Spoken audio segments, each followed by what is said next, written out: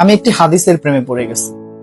হাদিসটা হচ্ছে ঠিক এমন যে যখন বান্দা একটি ঘরে কান্না শুরু করে এবং তখন আল্লাহর ফেরেশতারা বলে যে আল্লাহ তোমার এই বান্দাটা কি জন্য কষ্ট পাচ্ছে, এবং ফেরেশতারা আল্লাহর কাছে কান্নাকাটি করে বলে যে তার মনের ব্যথাকে তুমি আল্লাহ কমিয়ে দাও। তখন আল্লাহ তাআলা বলেন যে আমার বান্দা এমন কোনো কিছুর মায়া পড়েছিল বা ভালোবেসেছিল যা আমার চাইতে সে বেশি ওই জিনিসটার প্রতি ভালোবেসে ফেলেছিল। আমি আমার বান্দার কষ্ট আমি বুঝি এবং আমি দুঃখী মানুষের মানে ভগ্ন হৃদয়ের মানুষের খুব কাছাকাছি অবস্থান করি। কত দূর? এক হাত দূরে আল্লাহ তাআলা অবস্থান করেন। হ্যাঁ? এবং আরেকটা কথা হচ্ছে ফেরেশতারা তখন বলতে থাকে আল্লাহ তুমি চাইলেই কি সেই বান্দার সেই অভাবগুলো তুমি পূরণ করতে পারো না?